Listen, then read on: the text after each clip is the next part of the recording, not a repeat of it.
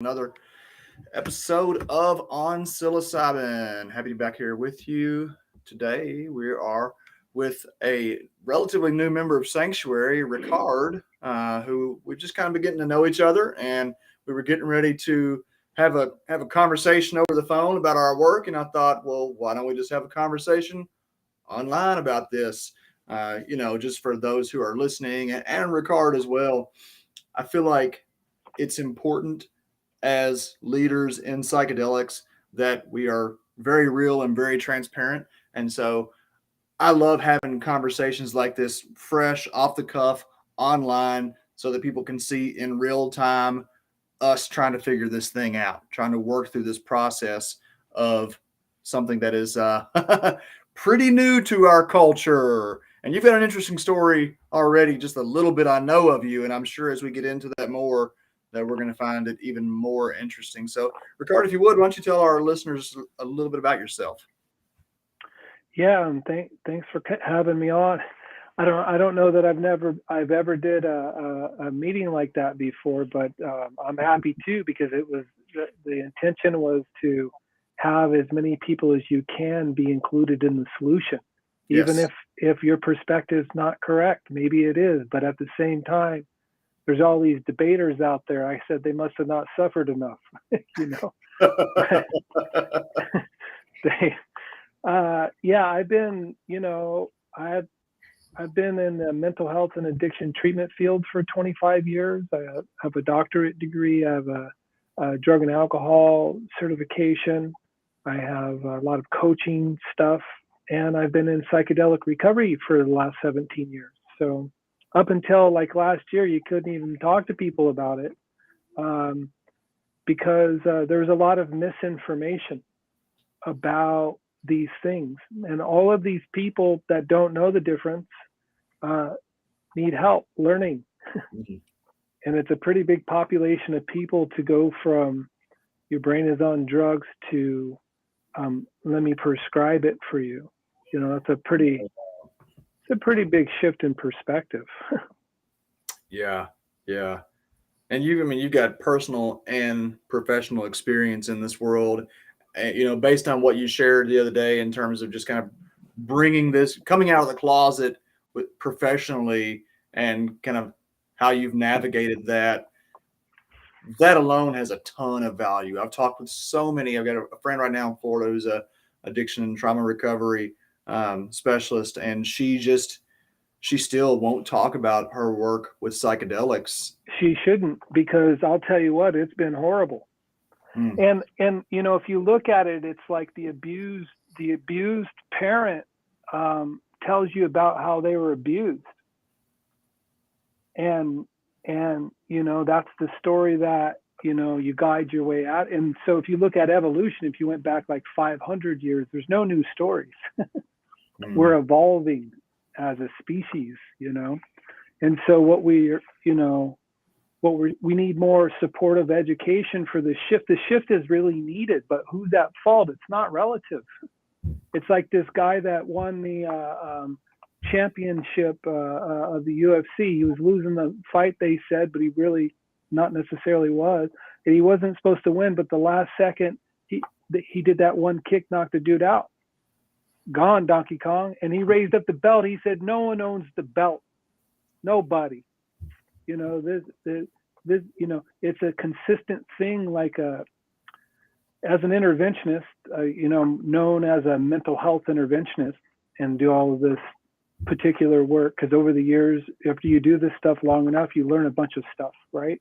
So, and back in November, we put together a docu-series that was going to be based on like an F1 series race, like the race cars.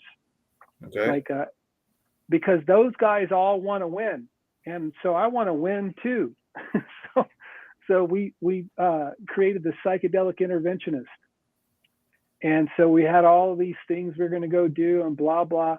And I said to myself, I'm not going to get up there and look like an idiot with this wonderful story and nowhere to refer people. I'm not going to subject myself, because to go do that job of this show, that work, is going to take a lot out of me and my family. but I got no, so I said, all right, watch this. I'm going to start reaching out to the treatment field. Nothing, doggy. Now, let me tell you, I know plenty of churches and community medicine people that are, not even included in this prescription conversation, but they also can't handle 100 million people. You know what I mean? There's, and then on top of it, like we were saying, there's only like 2.2% of the whole population that has any experience with psychedelics. Now let's chunk that down to experienced people that know how to help people in treatment experience. Right. How many? That's a whole and so we backed out of the psychedelic interventionists until we could get community. And because I'm a community-based guy, I want people to thrive in their life. So my whole model of intervention is to cause success for you, not for you to run from your disease for the rest of your life. Oh, And I think that the 12-step model is a wonderful model. Mm-hmm. I think that the abstinence-based alcoholic terminology is being adjusted in these other 12-step models. And there's some really awesome people in there doing the work. And so those people also want thriving communities to be in and be able to go, they want to go to church. They want to, connect and have high value in their health and well-being. And the people are, I get these calls all the time from all of these people, these investors. They're ready to invest. They're going to get their thing going on. Mm-hmm. And I'm like, well, you better get into some training, doggy. I'm building a training, psychedelic recovery coaching training right now, specifically to measure our results and to help people understand that everybody can be in recovery, not just diseased, sick people, as just a frame of engagement. Yes. And my total focus is all of the drug and alcohol counselors that don't have one training, but they're 70% of the employees taking care of all of the addiction and mental health treatment centers in the country. But they don't have one training. Wow. And so, but there's nobody experienced to do it. All of the people on the boards, all of the intervention companies, I'm the only psychedelic interventionist. Check it out. Like if you want to get into, I know a bunch of community people are arguing. I would say, well, get up here and argue with me because we need more help. I don't really even come on, if you can ride it, let's ride out. Because we just need more help. We don't need no more debate. We have, and so I'm just over here trying to figure it out with all my little experiences, trying to add them up as we, technology is really, it's really a big deal. There's a big shift of how we can get better, and it's not like it used to be. Just like the always story was. Story is always not like it used to be. That's the same story. It's just the people that don't want to, evolve, especially with the drug and alcohol problems that we have, that's a societal issue. It's not necessarily a drug and alcohol problem, but I mean, it's being framed out that way. So, right. So then if we're doing that, how can we get some medicine in there to help some of these people learn how to take care of themselves? Because it's just they're overwhelmed on being able to take care of themselves. This is why the ketamine is so busy on the track, because they can get that out and it can, so we'll see. There's, to me, people getting better has always happened in community.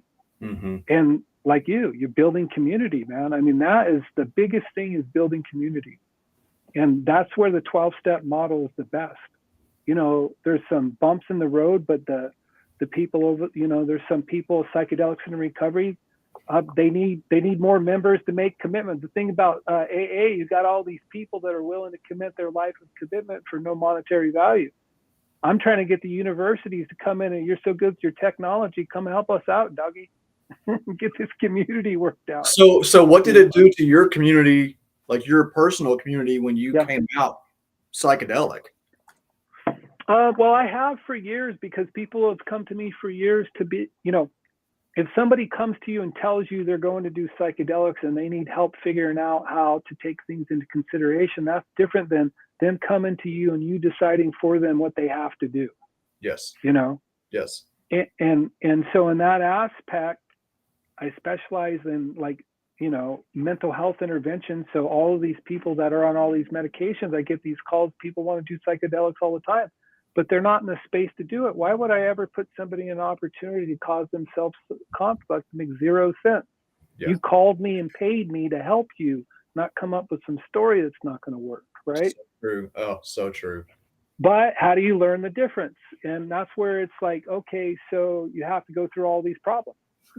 You have to know how to, all these different considerations. And so the psychedelic recovery coach thing got shut down because hopefully tomorrow I'm going to find out. There's this place that has been doing, they've been doing research on the best therapists for people since 1992. And they're connected to a university. And so if I can get all of our people connected with them, so you could measure how well they're doing. If we're not doing well, let us know so we can adjust. We're not scared to make mistakes. It's part of learning how to get better. So this is right? research that quantifies what is the best match between therapist and patient, or what do you mean? Yep. And it's called I don't even know what it's called. Their original company is called something else, but they're the only science-based therapist connection organization in the world. Interesting. And all of the other companies don't want, they want to keep their information private, so they don't want to necessarily share because they have their own situation. And I know that tweaked out story. I've heard it before. I know what they're talking, but I'm saying, like, let's get these people that have been doing it since '92. I mean, how could you, let's get somebody on the team that and then create the education modules to get it out to as many people as possible, and then be in leadership in recovery, because I'm in recovery. And so there's a lot of other people in recovery, and I want to sort of get them to try. They've all left the recovery community because they had to, otherwise they wouldn't make it. And so I know all of these people in recovery, and everyone's starting their own little communities. Right? What do you mean they left it, otherwise they wouldn't make it? What do you mean? Well, there's a lot of people that couldn't make it in 12 steps, so they had to leave. Otherwise, they felt like they were going to die. There's a lot of people that couldn't get in line with the terminology that I'm diseased for life. And to be honest with you, if you broke it all the way down and you got rid of all of the conflict, the basic of this text in the AA book is phenomenal. Even a couple of adjustments, you're just in the game of accountability, of community, and it's a lot more than you're an alcoholic. It gets a bad name because people can't just not consume and make it, and that's just more true than we know. It's so true. We have science now. It's not even the guy down the street. You know what I mean? It's just like, you know what I'm saying? It's like real human beings that are real good people that are trying to live a good way, and they're finding that they could do so without drinking alcohol and feel good. But it doesn't include abstinence. This is the thing with psychedelics, is this terminology it's starting to shift. I've been dreaming about this for a long time. You remember those beginning times you started seeing all that stuff? It's happening. Mm-hmm. Mm-hmm. You know what I mean? It's happening all of those years down the road, and it seems like everybody's doing the best they can to take care of their part. The treatment centers have an issue because a lot of them are in contracted with these insurance companies, and there's no billing code. Mm-hmm. Forget the billing code. You don't even have human beings that know how to process it. No, right. So back to this psychedelic recovery coach. Is how do I make this so everybody can get this? How can I make it to you can be and how do we do it in a way that we can bring some value, because there's going to be all these issues with psychedelics too. Mm-hmm. All of the things that are happening now that you don't know about are going to come out even further when all of these licensed people do psychedelics. Oh my God. Yeah. We call it all their boo-boo. All their boo-boos coming out. And guess what? We need a system to help them understand, because anybody that's done a lot of psychedelics over a long period of time knows shit comes up, stuff comes up, mm-hmm. things happen. And so if we're going to shift out of this, we need a support system, not just a bunch of investors funding out let's funnel the, Fucking fund some education so we can really show you what we're about. yeah, no doubt. I mean, just what it is. Of all of the groups that I have worked with, by far the most challenging clients that I've ever had have been therapists. And I think that is just because the helpers are not getting the help, right? And so we've got a backlog of just like unprocessed material. And before we can really make headway socially, we've got to be helping the helpers and training the helpers and getting the experience. So can you talk a little bit about your own personal journey? Like, did psychedelics, did they shift your direction? Is that what brought you into recovery, or were they kind of a later on in the An path? outside thing. Well, I first started. I was in abstinence-based recovery, and I started working with other people with psychedelics first. Okay. As a part of treatment, and so this was back in 2002, and it was right around there, and so shortly thereafter, I had a relapse. And within a couple of years, and the psychedelic intervention that I had during that time, these medicines that these guys were bringing in were something that since I have not been able to find again, but we're saying it was soma root and blue lotus flower. And the experience, I remember an experience. I had the best experience you could ever imagine in your entire life. It was almost like at the tip of a razor blade. And then I thought about it too long and it went away. You ever have one of those? Yes. I remember my first time. I'm still missing the point. You know what I mean? But it happened there, man. It happened there.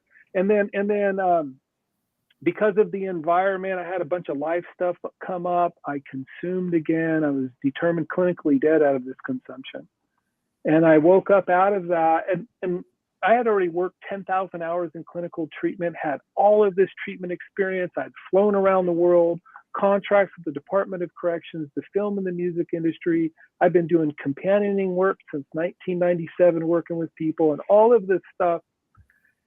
And I hit the wall of not being able to produce anymore or have enough, and I gave more than I had, and I had what you call a normal breakdown with a mindset that if I ever had this breakdown, I was probably going to die, because I had impactfully communicated that language to myself really for a long period of time to reinforce or justify me getting better from stuff that happened prior as a child. I don't really get into all of my suffering anymore because it's just a normal bad story that you'll have some tears over probably, or it'll be a little less worse than yours. It's all the same to me because you never can tell how bad people suffer from what, So it's just like, there's no more measurement tool that, as far as how bad a person suffers because, And so I came out of that and I had an experience with the mushroom. I had a very intense experience about not wanting to be here anymore. I talked to a friend. We had this session. I had a lot of cries, and I sort of woke up to the fact that recovery is always going to be in my life, and I was no longer going to let anybody tell me how it was going to work. And I understood the behaviors, the consumptions, the idealisms, the responsibilities, the accountabilities, and all of that stuff had to be, in place. But here, as a human being, how much can you learn before you're just like trying, certain people start off with learning certain things, and just like everybody else, you can only learn as much as you can. And so the first thing I did was not abandon my community. And so for the first 3 years until I found other community, I frequented 12-step to not lose my community, because it's not a good thing to lose your community. this is the issue with the all or nothing model. But at the same time, Mm-hmm. if people are irresponsibly consuming, you can't just be, when you work in, like, I stayed abstinent for 9 years, and I'm not quite sure whether I was never offered psychedelics, so there's no real clear understanding if it was the abstinence by itself that got me clear enough to be stable enough to do other things and that sort of thing. But I know I'm probably sidetracking, but I just look at sort of, where I'm at now is like, here we are. My birthday was 5/15/05, so it was just a couple of months ago, and that's 17 years. And now all of a sudden, there's all of this psychedelics. So I'm sort of like focusing, how can I help as many people as possible? Like, how could I like really help a lot of people? How could we utilize this opportunity? And then so I started reaching out. That's why I got connected with you. And I've been hearing about you for a long time because of the thing down in Jamaica. And so all these years, it's been a different story. But now we're in this frame of time, where this is where we're at, and I'm seeing a huge disconnect from most of the people that are responsibly using psychedelics are in churches in this country. They're being managed by people that are great medicine people, and I'm seeing like all of these advertisements of psychedelics by all of these companies. None of them are helping these people have an easier way to commune. Well, there's the community is not being emphasized in this medical model, right? That's correct. That's correct. Psychedelics are being treated as another fix-all. Sorry, it's another thing about this one is the kids are here too. But they're just being treated as like another Band-Aid that we put on the boo-boo, and you're going to see so much disappointment. And this is where we found, even in Jamaica, we did a lot of great work down there, and there were a lot of people that were helped by it. But I still feel like, to the end of the day, that they were shortchanged a bit. We tried to facilitate community, but when you're living in an island country, whatever, then it makes it really challenging. So how do you communicate this to the various communities that you work with? I mean, first of all, with other recovery specialists, how do you communicate the value of psychedelics if they don't already see that? Well, the real thing, the only thing that can be prescribed is ketamine.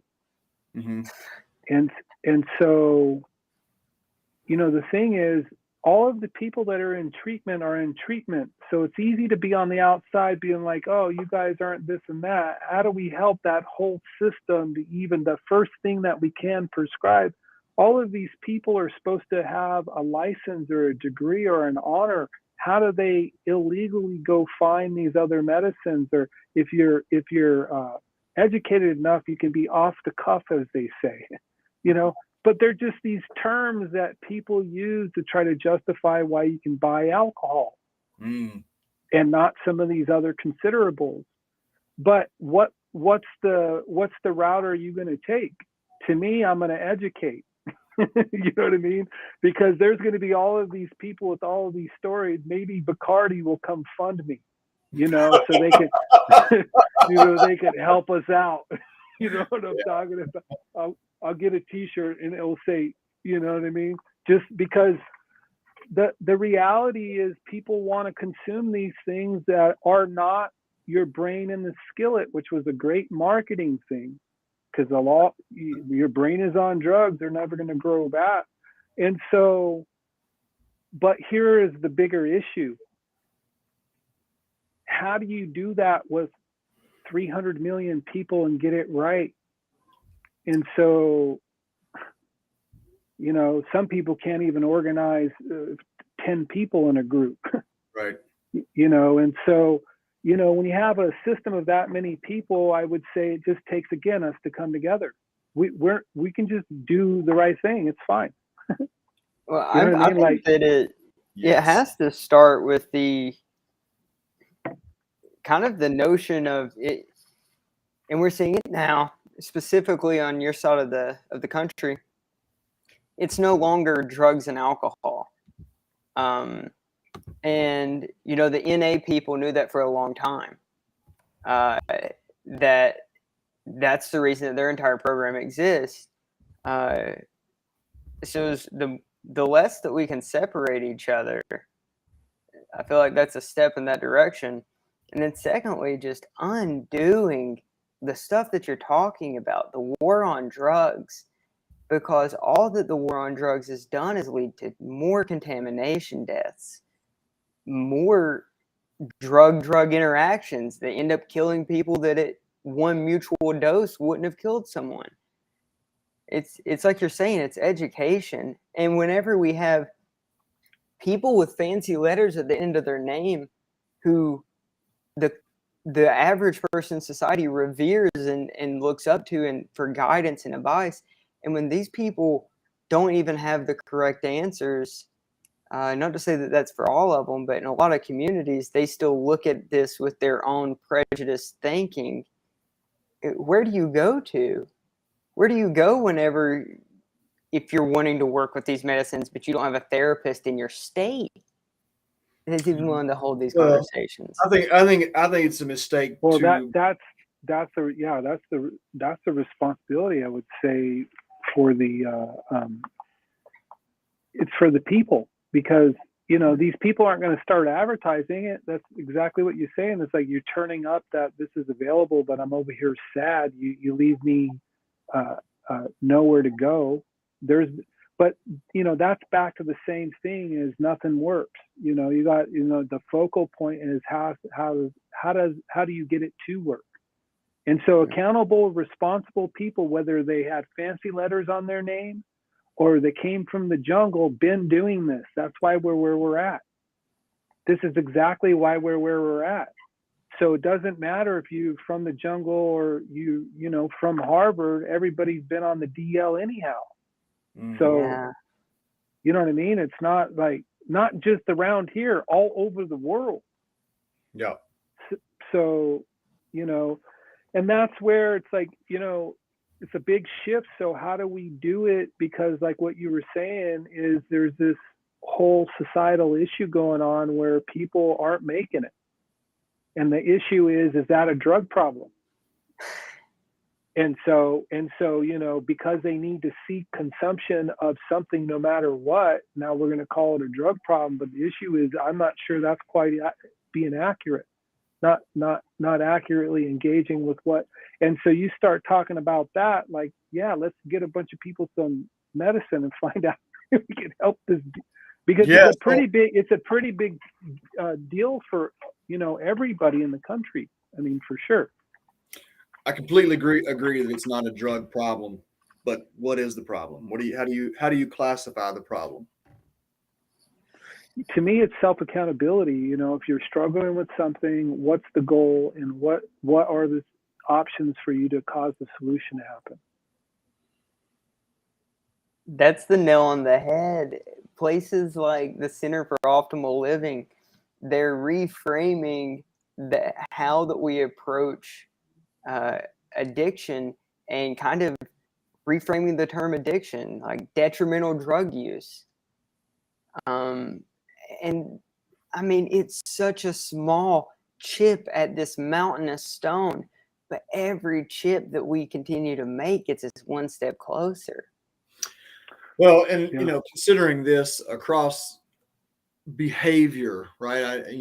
You're saying, I think we're talking mainly about drugs here, obviously, but you know, if you start looking at society, broad spectrum, and the behaviors that we have that we knowingly engage with that are detrimental, you know, I think fast food for me has long been one of these kind of aspects of society that we all know it's horrible and we pretend like it's not. We don't even talk about it, and we've got millions upon millions of people who are addicted. Courtney's dad, we were talking the other day. He was saying like how, you know, 7 or 8 years ago, he was just addicted to White Castle. And like, it's not the drugs, it's the connection, it's the community. And we continue while we, Rickard, you brought up technology and how incredible it is at connecting us. There's also the irony of the isolationism that comes through technology. Courtney and I were just talking about at dinner. We got some new neighbors moving in and some neighbors moving out, and I was kind of reflecting on how 15 years ago in the neighborhood I used to live in, there was a couple of families we'd get together on the weekend, from down the street or whatever, and that's just not something that happens now, for the most part, and I think that's what we continue to find out about psychedelics. The two components of what makes a psychedelic therapy effective is that first and foremost, you get connected back with yourself. And then if you have the right context, you get connected back with community. And so, like Rickard is saying, I love what you said a minute ago, that like, you just do the right thing, and that's it. Like we keep like trying to, I don't know, circumvent or find workarounds, and everybody's waiting for laws to change. And meanwhile, you got 22 veterans a day that are taking their own lives. You got how many people are overdosing daily is just unreal. So it's always baffled me how we're so willing to obey a law that we know is unjust and that we know will save lives. We're so willing to do that and forsake just doing the right thing. Yeah, it's a hard struggle, man, because the insurance companies are mostly the responsible people to pay for all this help people want. Mm-hmm. So what do we pay for? If it was your cash in your pocket, how do you know what I'm saying? Like it's a pretty complex issue. Oh God. And like what I said, you just have to find the responsibility part of it and engage with it, because there can't be all of those people having that problem because it's a drug problem. Right. It's like what you say with the PTSD. I worked with the Department of Corrections back in the 90s, and right now they have 17,000 people on Suboxone incarcerated in the state of California. And they, the reason why they have that is because there was a 48% reduction in suicidality by doing so. 48% reduction in suicidality. I said, well, how many people, what was the number? Because if it was like 2 and one of them, you know what I'm saying? Like, how did you come up with 48%?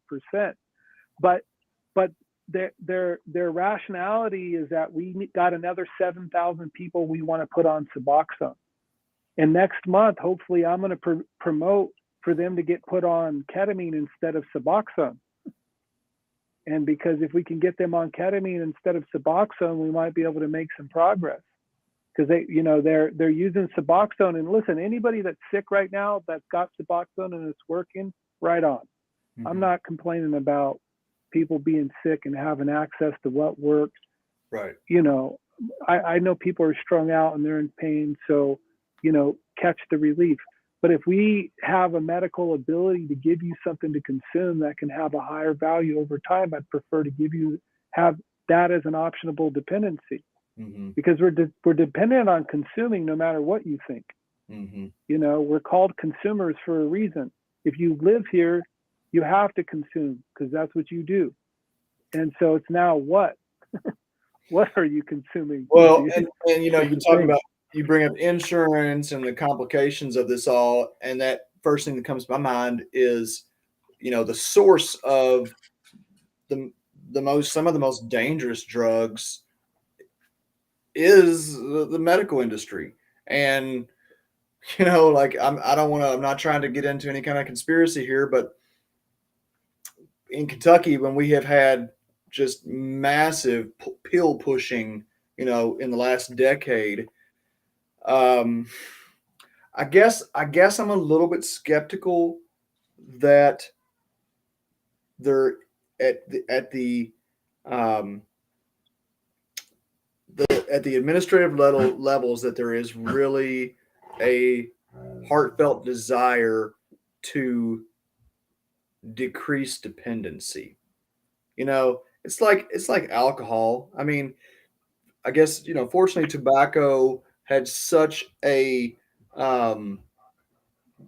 immediate negative effect on, sorry, my dog, on people's health, that we were able to have a massive kind of public PR, demonize tobacco, shift the culture around that, which it could push against the tide of the money tide of the tobacco industry. But alcohol is so deeply embedded. Like you're saying, Bacardi is not going to give you a psychedelic shirt because they're going to lose clients. You're going to lose patrons.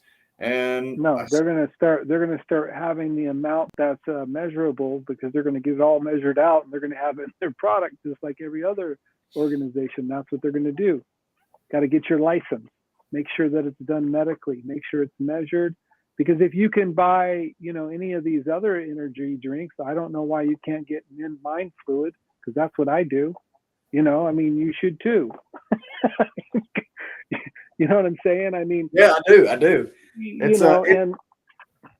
But that's the thing of depending on an organization to take care of you. That's where I think that the people in recovery are going to be really the people that help, because you learn self-sufficiency. It doesn't matter, if luckily now people with mental health problems don't have to be shamed so bad that they can't even talk about it like the alcoholics used to be. And now there's some action that we can do, because if you look at systems and society over a period of time, some of that stuff you got to just move right past if you want to get to the solution. Especially as if you start going, to me, if you start going down that road, you can go all the way down there and be stuck, way down the street of what can't happen because of this, that, and the others.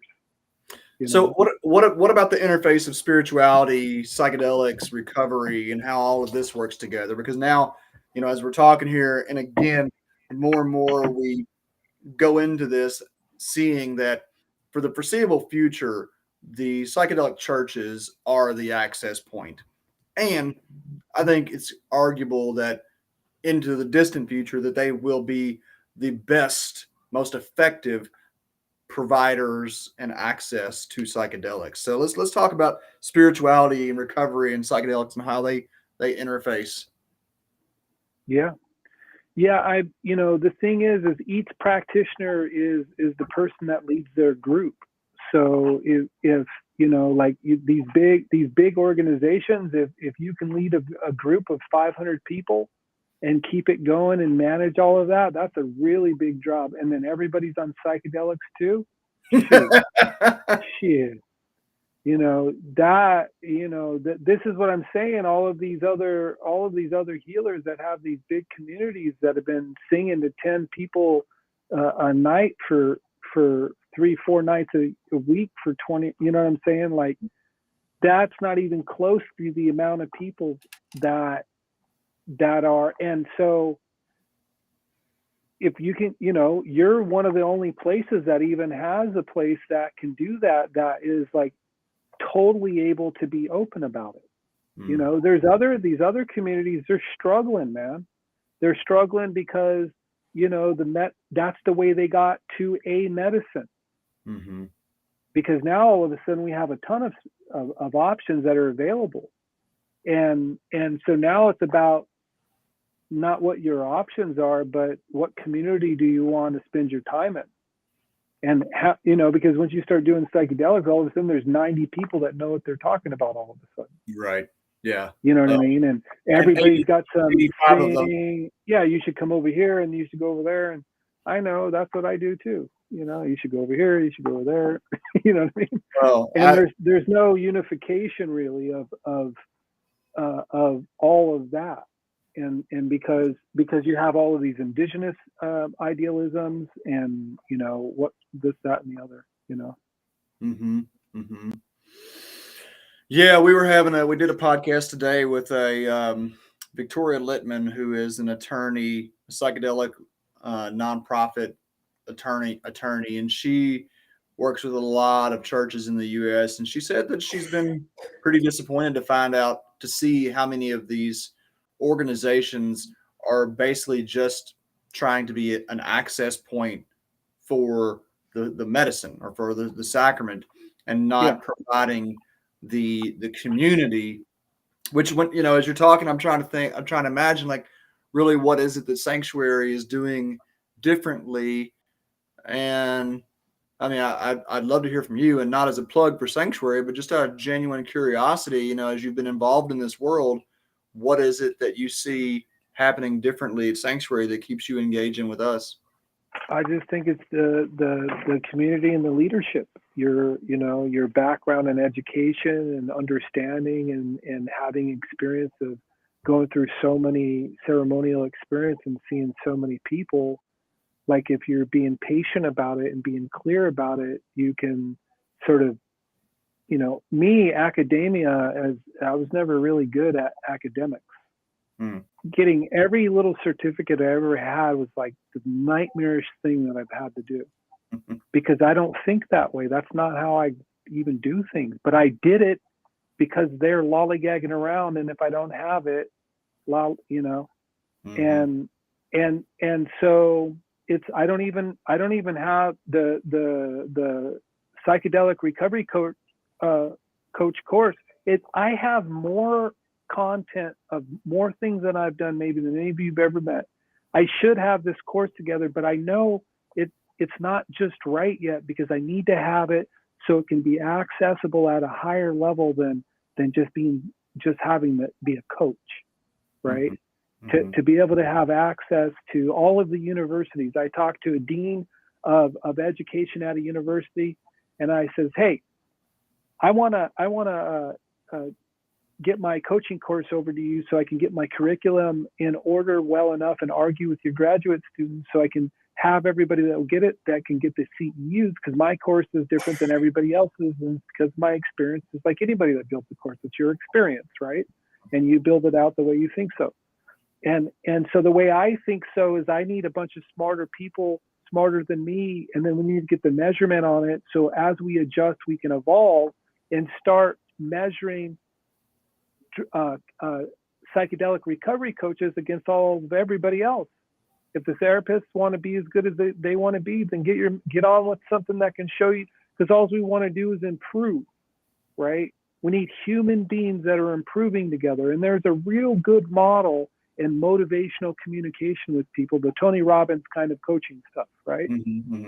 And so there, with my experience with therapeutic communities and all these different things, the model behind the psychedelic recovery coach was from my transformational recovery, my transformational intervention model that I developed in 2005, which was just a real simple process. We're going to focus on how to get to the solution, no longer running from our problem.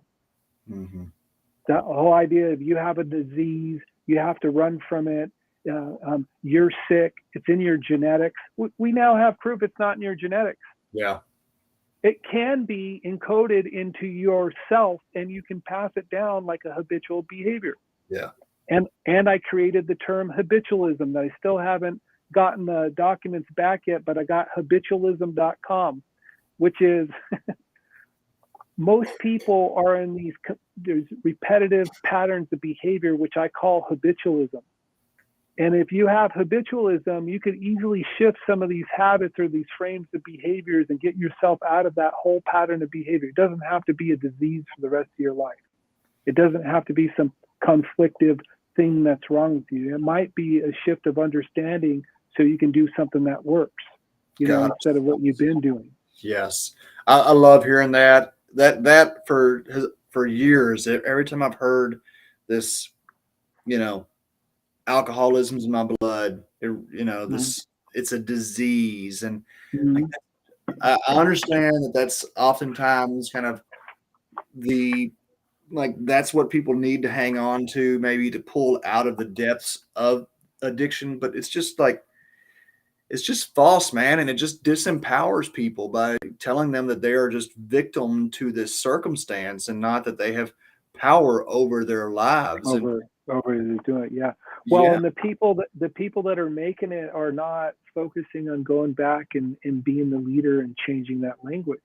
And all of the people that are taught and live in that language are stuck being there, repeating the same language under the same system that they're in, the whole system, right? And so until we can get that, and this is where the psychedelic recovery coach comes back in, we're going to be certified. Everybody's going to be able to get some. You know what I mean? We're going to make sure that those people can have access to this training. It's not where you can go find drugs. mm-hmm. It's not how to go do psychedelic ceremonies with people. It's not to learn how to be a therapist or a doctor. But if you're a drug and alcohol counselor, or you're a regular human being that wants to have a high level of content around psychedelics and be certified to do so, this is where you go, you know?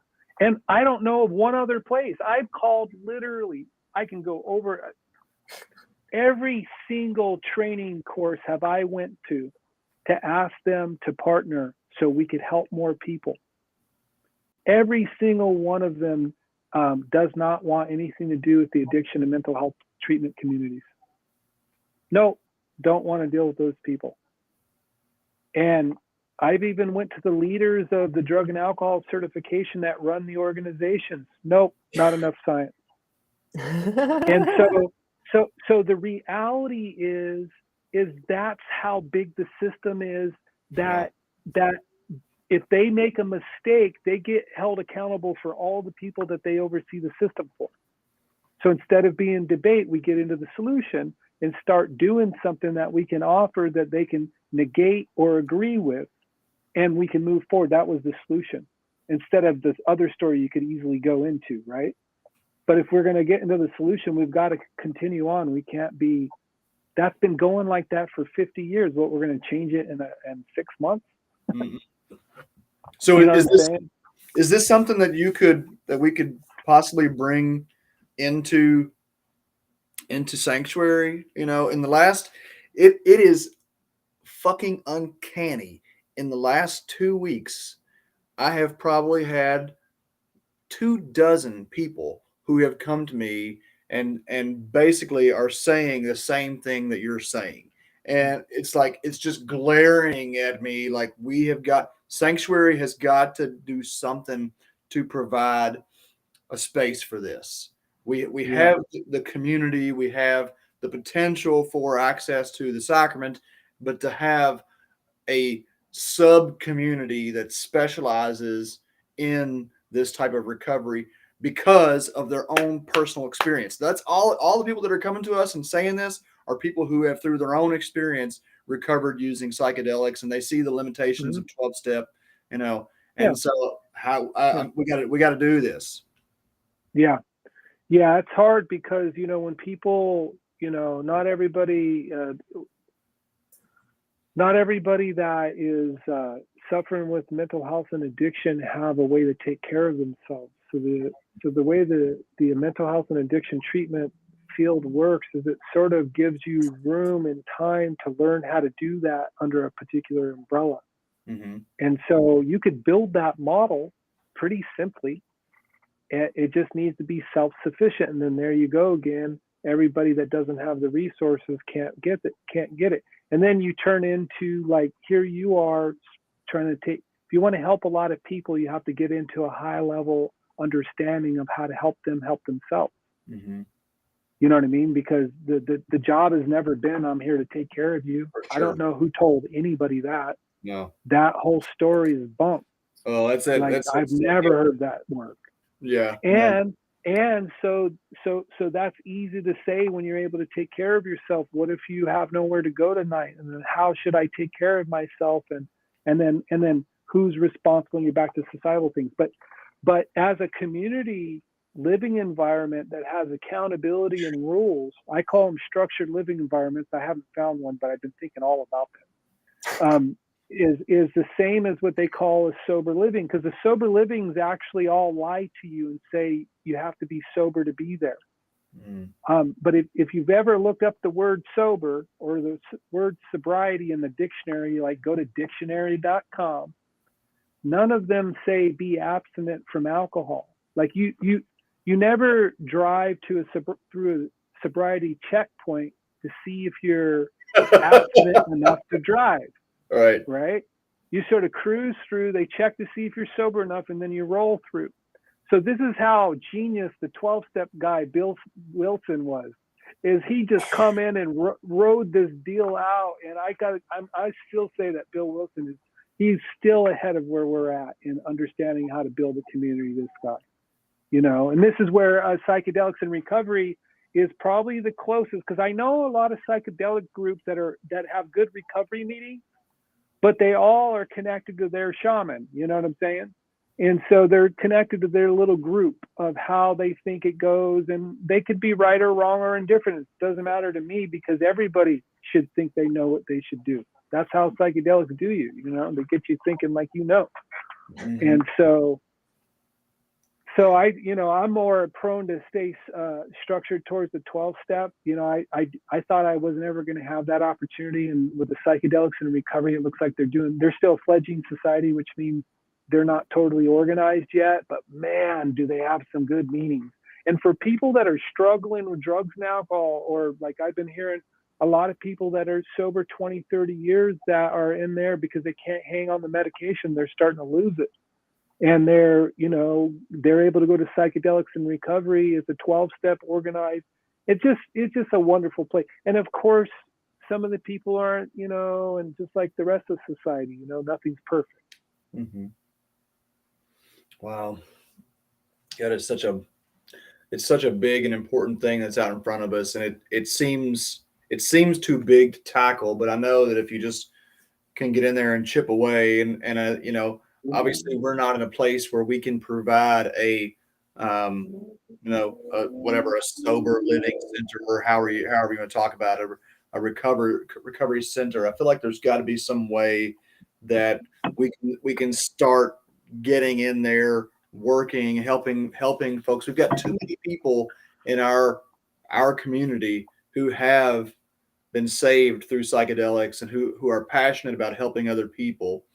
And the money will come. That's the first thing when I start thinking about this. Well, if I have just all the money to throw at this, I am so confident that at least in Kentucky and states like Kentucky, where the religious protection is so strong, you've got church-owned hospitals all over the place here in Louisville, and so there's nothing to prevent, as far as I can see, Sanctuary from owning a treatment center that incorporates the sacramental use of psilocybin in this whole process.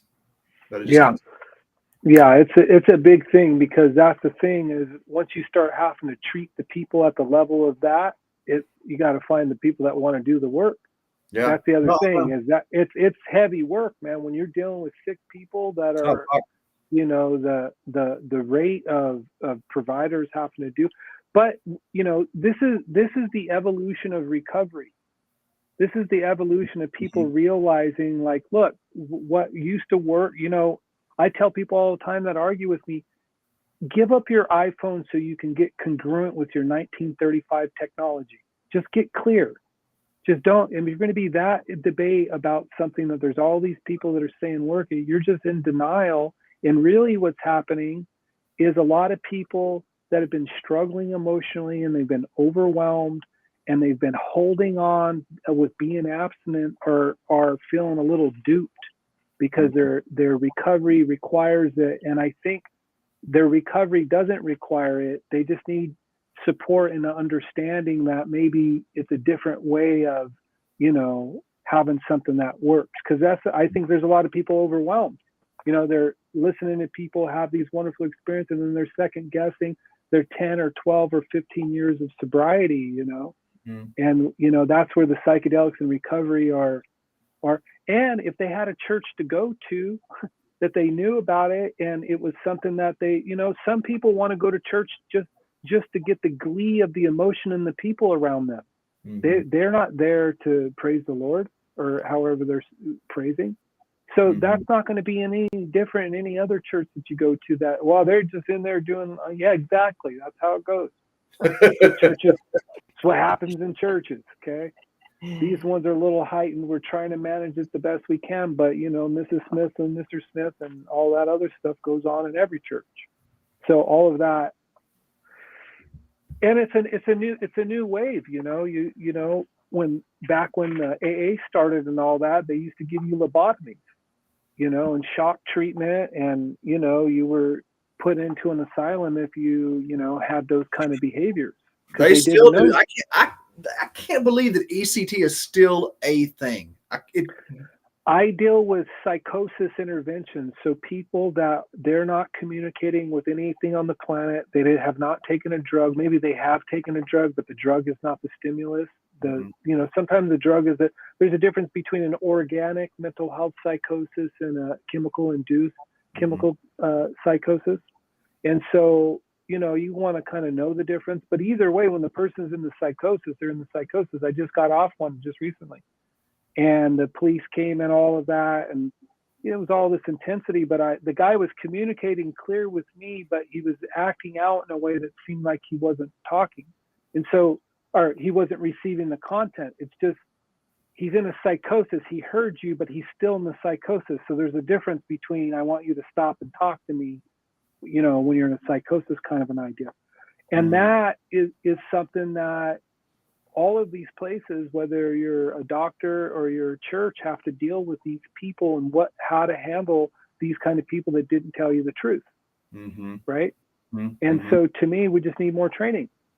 Yeah. Some of that stuff's going to happen because it's, and this is where, they go, well, that's why you need a licensed person. Well, I can send you scientists that say that it's not good to even do therapy with some of the medications they're requiring you to do therapy with.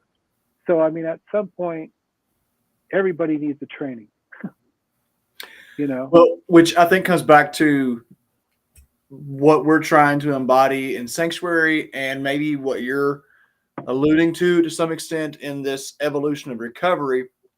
I think that it seems to me anyway that the future of support is community support, not necessarily some specialist, but not some specialist. No, absolutely not. We have 300 and something million people in the country. We're looking for people to learn how to be self-sufficient.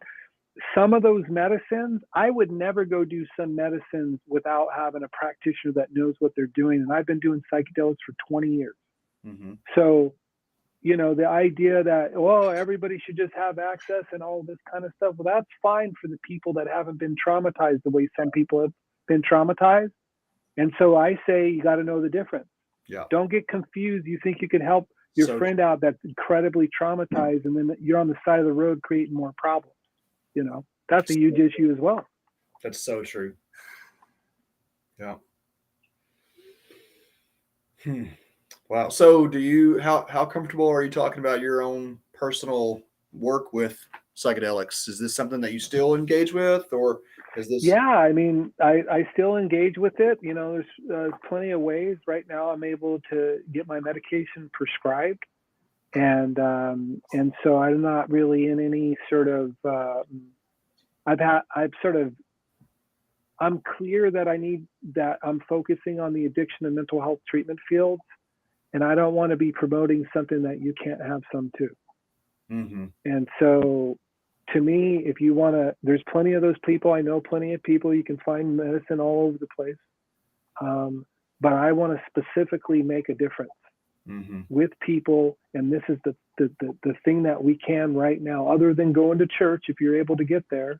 This is the thing that my family can depend on, that they're not going to lose me over trying to help other people versus myself first. And I don't want to just, act like I'm helping people. I want to really help a lot of people. Actually do it. Yeah. So this is the route, this is the route to be able to get it done, is like conversations with you, because every one of these people need more trained people. Every one of these companies, all of the telehealth people that thinks telehealth's going to manage this whole thing, that's fine. We might end up there at some point. And right now, I would rather have telehealth access than me not be able to find a therapist, so I can appreciate that. Mm-hmm. You know what I'm saying? Yes. Like, like don't tell me I got to wait for 2 years when I can get some right now. Right. Like, because you don't have the technology to get it to me, like, some of these bigger companies do. I'm not scared because we were talking about it earlier. There's only 2.2% of people in the United States that have experience with psychedelics. So we're the 2%ers. Wow. We're right here. Well, and then even that, I mean, when you talk about experience with psychedelics, that could be one experience at 16. And this is, as you know, this is something that it's an ever expanding experience. You cannot have a handful of experiences and know what you're dealing with here. This is something that takes decades to really understand. And that's been a struggle for us as we recognize the need of our community is so high. And, we just did this first round of cleric training, and we're getting ready to do another round. And then in January, we're going to start our minister training program. And one of the things that I struggle with is knowing that we're incapable of really giving people the experience that they really need to be able to be the best support. So this place that we're at, and everybody's trying to do what they can to provide a service to help expand and grow access, and knowing that it's just not enough. I mean, I tell people all the time, it took me 10 years of regularly working with psilocybin before I felt anywhere close to being competent to be of service to others in that way. Yeah, and that kind of training is not really, they're moving out of and that's the same thing with all the other medicine practices that, you're going through these trainings over a frame of time to learn how to hold that medicine in sort of more of a traditional way, where the medical community is doing what it always does, is it does it in that way. Mm-hmm. Right. Mm-hmm. And so there needs to be a marriage of the models to help the people, because you'll be gone by the time you see what happens. Yeah. Yeah. So what happens in systems is the leaders are always out in front, but they're always getting jabbed, and the people in the back are always getting left but the system that carries everything steadily stays moving. Mm-hmm. Right. Mm-hmm. And so, we're in that process right now where I'm backing up out of the leadership. I'm getting back here to not get jabbed so many times, but still be a part of the process to move forward, to help, because like what you said, there's so many more people, but you could get a whole bunch of strung out people using medicine, and they can either wake up or get worse. Mm-hmm. I guess a friend of ours, Tristan, and I have a really good friend who's been coming to our circles. This guy is driving more than 2 hours every Wednesday in one direction and 2 hours back just to get into these circles. And he's going to be on the podcast. I know he has no problem talking about this. But this guy is, I mean, I rarely am I this impressed by a human being, but this is just, some guy out in the hills of Kentucky. He was, I think it was meth. I forget what his original drug was, but he got himself off of whatever it was, first of all, by doing San Pedro once a week, at least once a week for a year solid. Wow. Fucking incredible. And then he has this, story of trying to take that to his friends in it who were in the addicted, in the community. And nobody, he couldn't get anybody to commit to the difficulty of working through that process. Yeah, to work through it. And that would just go to say you didn't need San Pedro. You know what I mean? If you're able to take a year and make a commitment and follow through that every single time, because a lot of the times people have all of these other issues that they can't take care of themselves to be able to follow through with that. That's the biggest issue that we have with addiction and mental health treatment. But what you're saying right now, that's how almost everybody makes it with psychedelics. Is they figure out what model works for them, and then they come out, listen, if you do it like this and then you do it like that, this is going to happen, right?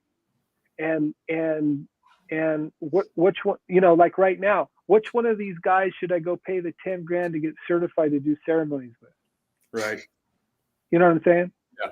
Yeah. And so I'm like, well, that means I just need to create the training then if I'm really serious, because I'm not going to be a therapist. I don't do therapy. That's not my thing, right?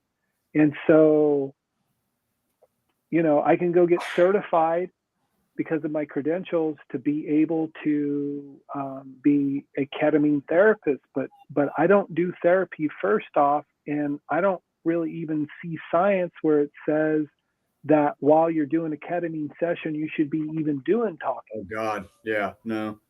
And so to me, that's why we created Ketamine Sitter. It's because everybody's going to need a ketamine sitter. You know what I'm saying? Mm-hmm. And so the trip sitter, I got ketamine sitter, and then the trip sitter came up, and I'm like, well, you guys are over there tripping. I'm doing ketamine sitting.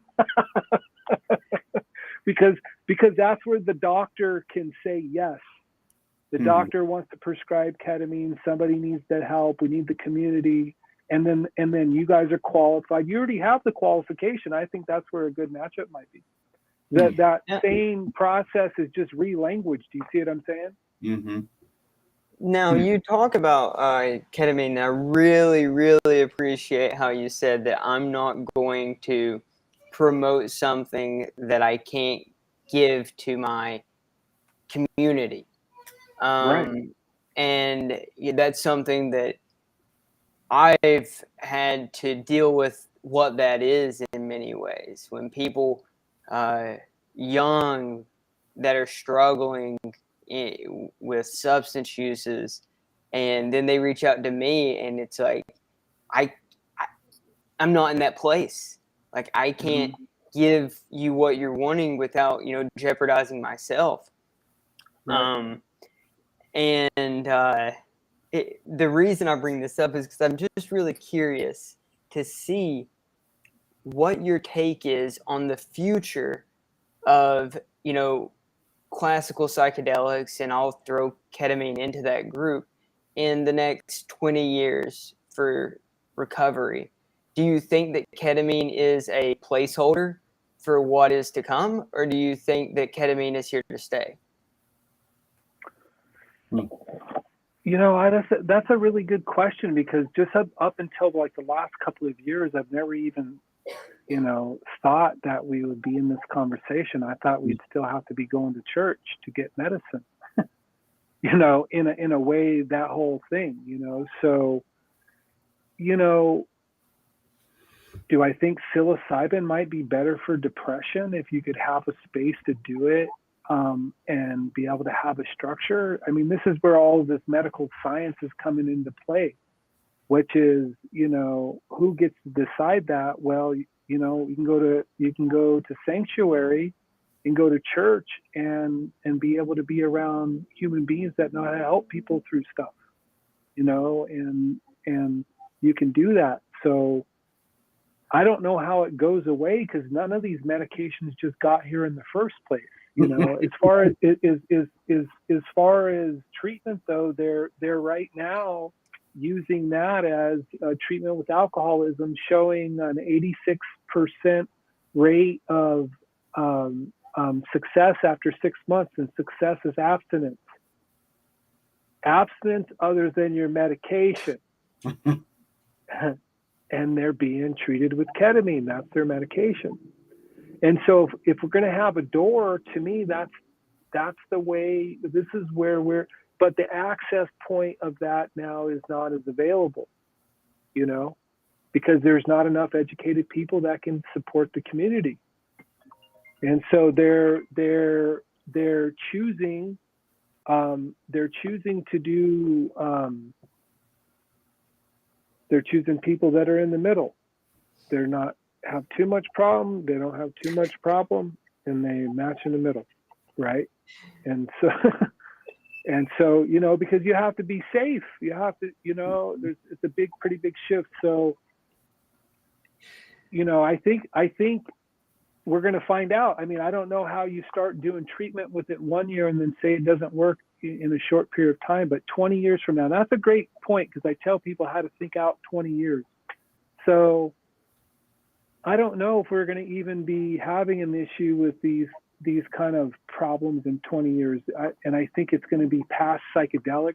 I think it's psychedelics are a point, but they're already showing psychedelic effects through visual and sound engagement at MIT. We're connecting with MIT to find out how we can, because we've been using the Oculus with this Trip app, talking about Trip, because the ketamine you have to hold in your mouth for a period of time, and you can watch this daily motivational that's 9 to 12 minutes long that doesn't get any specifics. It's not, you know, some sort of rocket science, but it does keep you open to being well. And that is a lot nicer to then go and do your session with your headphones and your thing. When you come out of there, you know, if you want to talk a little bit, or, you know, that is something that I think is going to really be is technology. And how is that technology going to get created? From the oldest technology there's been, mycelium. You know what I mean? The medicine's going to make it happen. That's for sure. I guess, I appreciate that. I love that. And I see that there's value there. I sometimes question why we have to create some elaborate technical version of what exists in nature already, you know? And I guess that's just, it's a means of approach for a lot of people. That's really going to be interesting to watch it evolve. My sense, and I just keep saying this, could be proven wrong, but my sense is that in 20 years we're going to see a strong revitalization of churches that are centered around a direct experience, and we're going to see the people who are going through the medical and therapeutic world, they're going to hit a wall that discipline is not going to have the right questions, not the right answers, but the right questions for people, right. You know? Okay. And so I don't know. I feel like, yeah, that the churches are going to be the ones that end up coming and really providing the long-term community support and atmosphere where we can continue to explore. Because, like, just imagine a world where we don't have these issues with addiction and we don't have these issues with trauma, and we are able to really self-actualize. Imagine what we could then do with our awareness, you know. And that's where I hope that we get to see within my lifetime. Would it be incredible to see us come to a place where we understand our infinite power, our ability to create literally out of thin air. But we got to get rid of all this, you know, crap first, you know. Yeah, you got to figure out how to house and clothe yourself and feed yourself, exactly, so you can get back down to the basics. Exactly. I would just like to kind of talk a little bit, or get your opinion a little bit on this transformation that we're seeing in if I struggle with alcohol abuse or stimulant use disorder, that it's not the biochemical pathway. It's not as easy as drug, brain receptor, but the shift into kind of the spiritual sickness that's attached to that, as well as the ingrained patterns of trauma. And have you noticed a difference in how the treatment has been approached in your span here since, almost 30 years now. Yeah. I mean, to be honest with you, it felt like there was a lot more progress when people didn't get so much treatment. It really felt like people were a lot more responsible and accountable. And so the idea was, do you take the traumatized person and give them compassion and love, or do you incarcerate them and make them suffer for their wrongdoings? And so definitely suffer and incarceration. Right. And so they stopped doing that and started treating people. And now everybody's like, well, who's going to take care of me? And why aren't you doing something for me? And why aren't you giving me my rights? It's like, I don't know where you came from, but we didn't grow up like that. You know what I'm saying? Yeah, no, the entitlement beast that we have created in this country is unfucking real. And so that's the real population of the country. Mm-hmm. Is that, and this is why these big systems, the psychedelics is, there's again a very small portion of people that even have experience versus hundreds of millions of people. And so okay, now the science here, the system has to figure out how to integrate it. It can't just do it. It's not, nothing's ever worked like that in all of humanity. Mm-hmm. And Mm-hmm. so there's a lot of complainers out there. They just want to complain all day long. And I don't think that they're wrong. I just think that, as you go along in time, you learn different information. At the time you were, you know what I mean? It's like not every, and some people are blatantly wrong or maybe just misinformed, like psychedelics have been totally misinformed. And then there'll be a bunch of people complaining about that. Now that we're moving into legalization, they'll blame the only system that can get it legalized. All the people that don't need permission are still going to do medicine. It's okay. There's no debate. You don't even have to bring it up. You can guarantee it. Mm-hmm. Guaranteed. Mm-hmm. Mm-hmm. So if the medical system can get along with it, and we can adjust the way people are considered for doing it in a structured, accountable way, I'm totally proponent of legalization of specifically psilocybin. If we can buy alcohol in the shelves, I have no reason. I don't have any indication at all why you would also not be able to buy psilocybin. Mm-hmm. But I don't know how to run a 300 million person country either. So I'm not trying to debate about it. I'm here to help. I'd love to. I reached out to SAMHSA. They just recently asked 2 million people for new models of treatment. And then they picked 20 people as the finalist of one person that was going to win. And none of them that I found had any information on psychedelics. And I asked SAMHSA if they chose anybody, and they said they're not able to have any comment around that.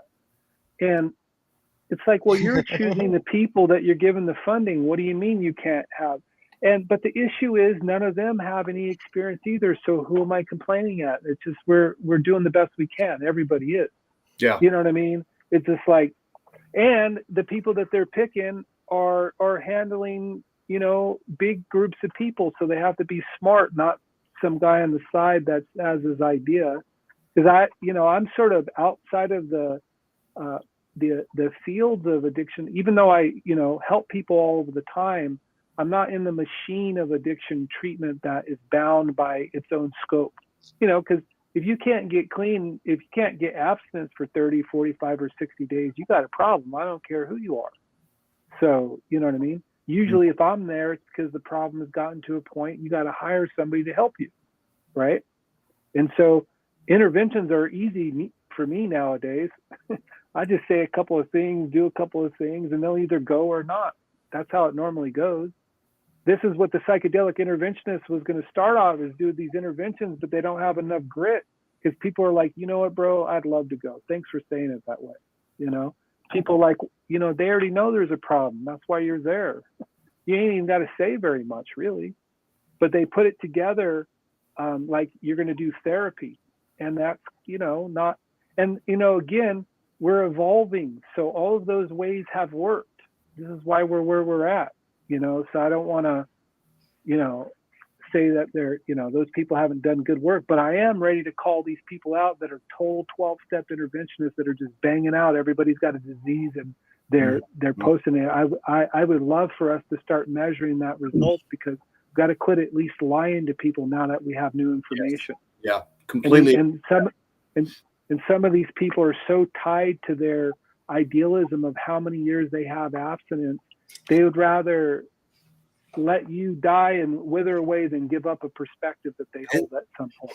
I have yes, I have seen that. I have seen that so frequently, and and all of these people that I'm talking about are employed in the field of treatment, and that's where the big sad part comes in. Is none of the people that have all that time that are not employed, that are just regular old 12-step members, none of them think this way. None of them would ever say that. None of them would double down and push on that. Not even one, because they're really good people. I want to make that clear that there's a really good 12-step community out there. Yeah, and they have really taken care of a lot of people. Even though we're advancing and the language needs to change, there's still plenty of wonderful people out there. Well, you've said so much of value tonight, and I think one of the things that's really standing out to me the most in this perspective I value so much is not playing the blame game, acknowledging that this is a process. We are evolving, we are learning, we're growing. Yes, there has been misinformation, there's been suppressed information, there is the industrial medical complex. We don't have to fucking talk about that, because we know that's there. What do we got right now? What can we do with what we have right now to help the most people? And so I have, since you've been getting involved in our community, from go, I have thought you have a very balanced and compassionate outlook for all parties involved. And that's how we're going to move forward is if we stop pointing fingers and we all start taking responsibility for what we can do with what we've got here at hand. I really appreciate your perspective, Rickard. Yeah, I appreciate the time too. I appreciate being able to be here for sure. Man, well, I am sure interested to see how your work evolves, and if we can continue to be of service to each other for the bigger community. I would love to connect you with my interventionist friend in Florida. If nothing else, I think it would be I know that she would benefit, because she has felt so isolated. And she came to Jamaica, and there's a long story there. I'll let her share with you, but to give her someone in the same field, because she does the same thing you do, it sounds like. Yeah. And she's gotta hide it, because she'll get attacked. Not only, she has to hide it, but you know what else happened?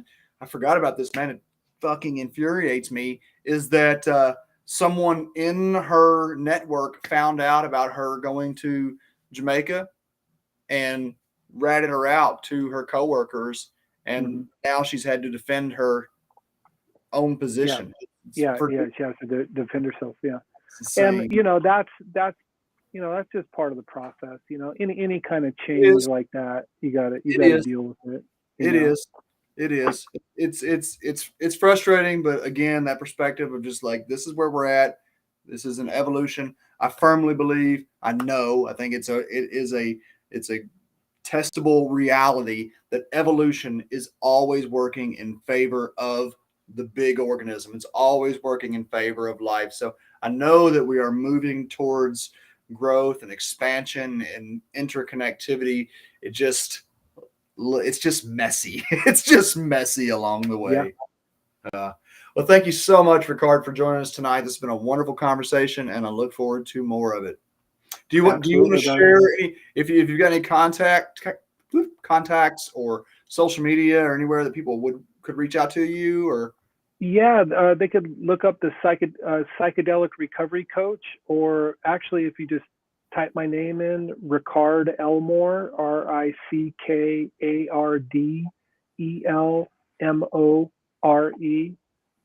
Right now, I'm really focusing on the Psychedelic Recovery Coach, so I'm sort of trying to get this platform built out. So we're asking people to join the conversation on the newsletter there at the Psychedelic Recovery Coach. If you absolutely need to talk to me, there'll be two options. You can either paid for specific focused work to help you specifically, or there's a complimentary conversation that's just for us to get to know one another and to generalize sort of what I do and how that might be supportive to you and that sort of a thing. So yeah, and then if there's any suggestions or any kind of way I can be helpful or we can collaborate with more people, I think all of the people are saying the same thing, like let's keep helping people and do it in a good way.